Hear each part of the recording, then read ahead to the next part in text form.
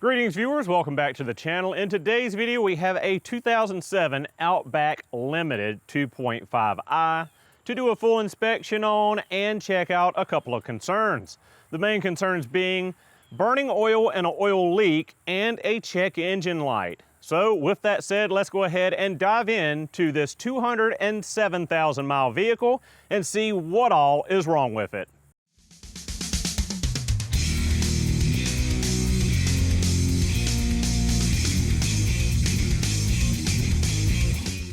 So as I just stated, this is a 2007 2.5i Limited Outback, and we're going to do a full inspection on it today, and we're going to check out those concerns of oil leak and of a check engine light. So first off, let's just do a little visual walk around, see what we can see. See two brand new headlights. They are Depot brand. I'm assuming they were replaced because the factory lights were crusted over, which would be common for a Subaru of this vintage. I don't see any kind of evidence of a front end collision, so likely that was the only issue with the headlights. We see that one of our battery terminals has been replaced, which is kind of a common occurrence, especially in the Rust Belt, but down here in the South, not so much, for these terminal ends corroding up and people replacing them. Not a great job here. We do see a lot of green crusties here in this negative end. This needs to be addressed. This cable needs to be trimmed back. That needs to be cleaned up. So we got some nice copper that's not green, and that needs to be sealed with some electrical liquid electrical tape to keep that from corroding again and causing high resistance in our battery cable. Looking at the car, it is a little bit warm now. I just moved it, got it on the ramps, but when I checked it cold first thing this morning, the oil level is low. It's not below the low level on the dipstick, but it is low, probably about 3/4 of a quart. And our coolant was quite low. It was down here almost to the top of the aluminum fin. So basically the whole plastic tank here was empty in the radiator, and our reservoir is basically completely empty. Looks like we still have our factory Mitsubishi alternator. Looks like factory AC compressor. We have an aftermarket power steering pump here. We have a rock hard power steering hose. I'm sure in the next couple of weeks when it starts getting cold out that the power steering will be whining. Hopefully that's not the reason why they replaced the pump, because if so, it's this hard suction line and likely the O-ring right there where the suction line goes in the top of the pump. We got adequate level of power steering fluid. It does look a bit dingy. I believe the customer told me last night when they dropped the car off that they had replaced spark plug wires and spark plugs, and I believe they replaced the ignition coil. He did say he ran this zip tie around here because he had issue with the spark plug wire staying on the ignition coil, which I've seen that with aftermarket wires and ignition coils on this generation of the 2.5. I don't know what the issue is, whether it be machine tolerances or what between the ignition coil and the plug wire, but I've had issues where they want to keep popping off. You got to kind of really force them on there and then put the coil in place and bolt it on. It's hard to just push it on while the coil is in place. So we're going to look around the engine, look around the outside of the car. We see normal buildup for a car with this kind of mileage and age on it. Nothing really jumping out at me. Top side. Looking underneath, the factory splash shield is still in place and it looks pretty oil soaked. We see quite a large buildup of oil down there on the thermostat housing under the timing belt cover. We're going to pull this timing belt cover here, do an inspection of the belt, make sure it's been replaced. 207,450 miles, I believe, is the odometer. So this is due for its second timing service, if it hasn't been done already. We'll check the air filter. We'll check the throttle body. Quite a bit of buildup here. Throttle body likely needs to be cleaned. Going around, looks like a fairly new set of tires. I believe it's a matching set of Uniroyal tires. Really important on Subarus to have all 4 tires to match. You cannot replace 1 tire or 2 tires on a Subaru. All 4 have to be within, I believe it's 3 or 5 30-seconds tread depth of each other, or it will cause issues with the center differential. We'll look inside in a bit. It has the typical issues of this vintage of Outback, Legacy, etc. We've got the typical console lid destruction here. We've got the notorious sticky dash and cracking of the dash as well. All of this model had issues with the dashboard becoming extremely sticky and with it getting cracks in it with age. So I'm not liking that. I already see a box of Autolite spark plugs in the back. I hope that's not what he put in this car instead of NGKs. But we'll dive into that a little bit later. But yeah, all 4 tires are matching, all 4 same vintage, same matching set, so all good on there. So let's go ahead and get into this, removing some stuff, checking some stuff, and then get underneath and see what we got going on. Air filter, fairly new, fairly clean, no real concerns there. So timing belt seems to be in fairly good condition. It is a Subaru genuine belt, and we can clearly read the writing on it, so it's not that old. Now, if they replace the components when they replace the belt, that's the real question here. We wouldn't know that without pulling off the covers and taking a look. But as far as I can tell, the belt looks okay. I did shine my flashlight in, and it looks like quite a bit of buildup on the water pump. So based on that, I would say that the water pump and tensioner components, etc., were not replaced, merely the timing belt. It would be advisable to go ahead and replace that, because normally the belt isn't what fails. It's normally the cogged or toothed idler or the tensioner. So for a late EJ253, it's pretty impressive to see the mileage on this thing with the factory head gaskets. Now I can tell that these are factory head gaskets with a quick visual check. It's not going to show up on the camera, I don't believe, unless it focuses. But right there, you can see where the head gasket is, where the head and the block meet, and you can see where that graphite coating has peeled off on either side of that gasket. Again, pretty hard to show you here on camera. Let me see if I can show you over here instead. But if you look right there, focus camera please, right there, you can see the head gasket, and you can see the layers flaking away from the head gasket. This is a factory head gasket, and 207,000 miles for it to, you know, still be holding out as far as I know. It's pretty impressive. Now this could have been replaced early on in its life under warranty, you know, sub 90,000 miles or something, and it's still, they would have replaced it at that point in time, and still do with the defective coated gasket rather than the MLS turbo engine gasket. But as far as I can tell, it's original. It might have been replaced, but if it was in the past, it was quite a while ago. So we need to get underneath and check these head gaskets out, because I got a feeling that's where our oil leak and oil consumption are coming from. Well, not so much consumption as in it's just losing oil. Splash guard's off, and oddly enough, it's all in one piece. You rarely see that on Subarus. Normally they're tore up or completely missing. All right, guys and gals, we are in the thick of it now. So both of our ball joint boots are busted. Need some ball joint replacement action. Not quite sure what's going on with that CV axle there. The boot is really weird looking. I don't know if it just got impacted by something and like squished or what, but it looks very weird. Typical sway bar end links shot, sway bar bushings, original, seen better days. The main concern, our oil leak, of course, is head gasket external leak. We got a ton of oil leakage all over the underside of this engine, all over the oil pan, cross member, power steering rack. It's everywhere. So definitely head gasket time, engine pull. Let me give you a better look at just how bad that is in there, or try to. Just soaked with oil, running down the exhaust. That's where the oil smoke's coming from. That's where the burning oil smell is coming from. Just super bad external head gasket leak. And yeah, it's all over everything. Even all over the transmission back here, front differential. Just everything's covered in oil.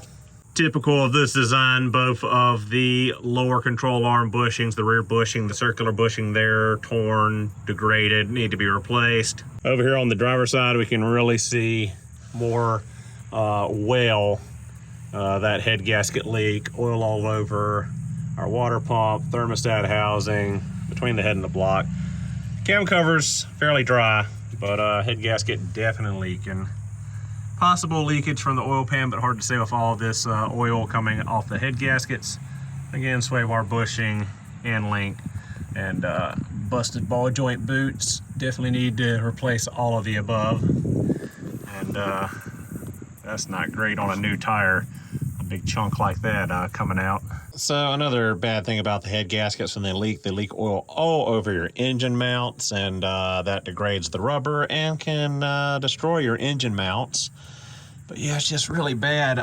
Moving back to the transmission here, we see the typical leak. I can show you better here on this transmission than on my LL Bean with the H6 because of the lack of dual exhaust on the 2.5 where the H6 has it. But you can see where the main bulkhead or main pigtail for the transmission goes in there. That O-ring fails and starts leaking externally. So we've got a lot of ATF leakage on the outside of this 4EAT. Got quite a bit of oil here on the front differential. But yeah, typical stuff you see for the mileage, and seeing ones that just aren't kept up and people don't keep on track with maintenance and upkeep on them. So looking closer at our tires, we've got a date stamp of 2018, but we do have quite a bit of dry rotting front and back, even though the tread is in good condition. Looks like we've got factory original Subaru KYB struts, 200 and something thousand miles on them. Guys, these struts are really great. Don't mistake me there, but you can't go 200, 300,000 miles on a set of struts. I mean, I know I have on my LL Bean, but kind of been putting it off. But, you know, struts are supposed to be replaced, I believe, every 60,000 miles. So way stretching it here. Front brakes, very thin, starting to squeal. Rear brakes look like they were recently replaced. Not sure if pad and rotor or just pad, because you can see they're fairly new. You can see more of that dry rot in the back tire, a lot more visible than the front tire. So looking at the rear of the car, pretty clean under here, very dry on the rear differential. Rear diff bushings don't look horrible. Sway bar bushings look a lot better than the front. End links are still a little crusty. Typical wear in our bushings for our upper links, lower links, trailing arms, all that stuff. That rubber doesn't last forever. Exhaust is in really good shape. Still got some corrosion there, even in the rust-free South. We do have a little bit of a corrosion issue on these Subaru exhausts. I know they disintegrate to dust up north, but yeah, basically it. Did notice a weird vibration in the vehicle when moving it. So let's go ahead and jump in, hook up the scan tool, scan our code, see what we can figure out there. And then we'll do a big price breakdown of what the car needs, parts and labor-wise. All right, guys, let's see what's going on with this car code-wise.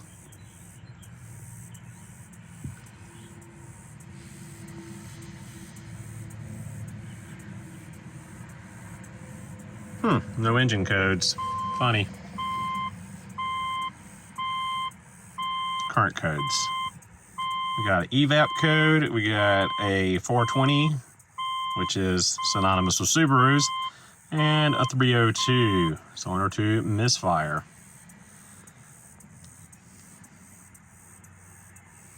Also got a brake light history code, passenger airbag stuff, which is typical on these cars. Normally you'll have a warning light up here, and normally it's a little occupancy detection module under the passenger seat. TPMS codes, a lot of them. So yeah, let's go back here. He did say he replaced spark plugs and wires and things. He just might have forgotten to clear his code for the misfire, and the EVAP is likely still active, and so is that PO420. We got some kind of electrical issue over here with the radio. It tries to turn on and then flickers and goes off, and all it does is say Subaru, Subaru. So looking at the roughness monitors under misfire data, we have 0 counts on all 4 cylinders. Likely fixed it with the spark plugs and just hasn't cleared it. The 420 code is going to be there till a new cat is put in place, which I wouldn't waste putting a cat on it until the head gaskets are replaced. And the EVAP issue, well, we'll just have to go in and check that out. So let's look at troubleshooter for that P0448, which is the EVAP emission control system, vent control circuit shorted. Possible causes: evaporative drain valve circuit, poor connection. Drain valve is integrated into the charcoal canister and cannot be serviced individually. The continuity of the drain valve solenoid can be tested by measuring resistance between the solenoid connection pins. Resistance should be 10 to 100 ohms. So cleared out the codes. I'm sure the P0420 will come back eventually. The cylinder 2 misfire likely has been resolved, and we're gonna go check what that EVAP code is all about. Well, that was pretty easy. And guys, I'm no rocket surgeon, but pretty sure that is our issue, where the wiring has been chewed through apparently by a rodent. All right guys, so the harness is repaired. I got it drying right now. Crimp connectors and liquid electrical tape. Normally I wouldn't want to do that. I wanted to solder it. Got my soldering supplies out here, as you see, but there just is no room to get in there and solder that. So crimp connectors and liquid electrical tape is going to be the fix for now. All right guys, so as you've seen, this car needs quite a bit of work. Now, talking to the owner of the car, I believe they said they recently picked the car up for about $2,500, which is a fairly decent price for this vehicle, age and mileage, but not so great of a deal considering all the work it needs done to it. So I've got a list compiled really quickly, ballparking numbers, parts and labor, as a lot of you have requested on my other videos. The fact that I didn't add labor when it was my own vehicle, but seeing this as a customer car, I'm gonna add labor because I'm not replacing these parts and repairing this car for free. So, first and foremost on this vehicle, head gasket job absolutely needs to be done ASAP. Lots of oil leaking, running low on coolant. It's gonna cause issues with the engine in the future if it hasn't already, from running it low on oil and running it low on coolant. That comes to about $2,200 for pulling the engine, fully resealing it, whole engine gasket kit, redoing the heads, valve job, all that good stuff, reassembly and reinstallation. Spark plugs, we're gonna put 4 NGK spark plugs in it because we are not keeping those auto lights in there. And that would be about 80 bucks or so. I think they're actually a little bit cheaper than that, but ballparking again. PCV valve and hose, I'm sure it is nice and stopped up just due to the age and condition of it. The previous owner obviously didn't keep the car up, so I doubt they replaced the PCV valve. Hoses are hard, so about 150 bucks there. Fluids, miscellaneous fluids, because we're gonna have engine oil, filter, coolant, and the ATF when we do these services. So I figure about $200 worth of fluids. Timing components, about 280 bucks for the time belt, water pump, tensioner, all the pulleys. While the engine's out, go ahead, put that in there. Just parts there, no labor added because it's part of the removal, disassembly, and reassembly process. Sway bar end links, about 80 bucks. Ball joints, about 80 bucks. Sway bar bushings, about $60. Now, the transmission harness and trans reseal, as I showed you in the video earlier, as I talked about, common issue on 4EAT transmissions, where they get that massive transmission leak there where the main wire and harness goes through the transmission case. You can replace the O-ring for $4, but a lot of times getting that apart to get to that O-ring breaks that plastic bung that goes through the transmission, so you got to replace the whole harness, and the whole harness is about $300. So a lot of difference there between $300 and $4 in parts. You got to reseal the pan, of course, put in fresh ATF, so that's figured in there. Front brakes on the car, I ballpark about 200 bucks. That's just off the top of my head. Struts about 680 because the shocks, the strut mounts, the spring purchase, all that stuff adds up pretty quick with these cars. So about 680 parts and labor. Rear suspension bushings, there's quite a few different ones, so I just ballparked $600 because we got the upper link, the lower link, we got the trailing arm bushings, and we got the rear diff bushings. So quite a few things there to worry about replacing. They're at varying degrees of degradation, so some are worse than others. So I just ballparked that. We'll also throw in the 2 front lower control arm bushings that are notorious to fail under that $400 because I think those bushings are like 30 bucks each, and they're not that difficult to replace. Then the catalytic converter, that P0420 code, is not going to go away until we put a new cat on this car, which is, you know, pretty much everyone that has a Subaru knows about P0420 and catalyst efficiency codes, because there's something about Subaru boxer engines, they eat up the catalytic converter, normally because of contamination from the head gasket issues, but about $800 for that catalytic converter. So grand total, the car was about 2,500 bucks.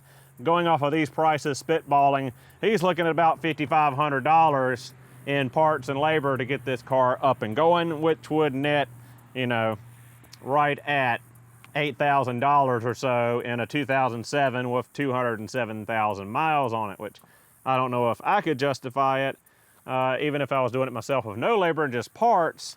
But you know, that's what it is. So I will get with the customer, see what they want to do about the car.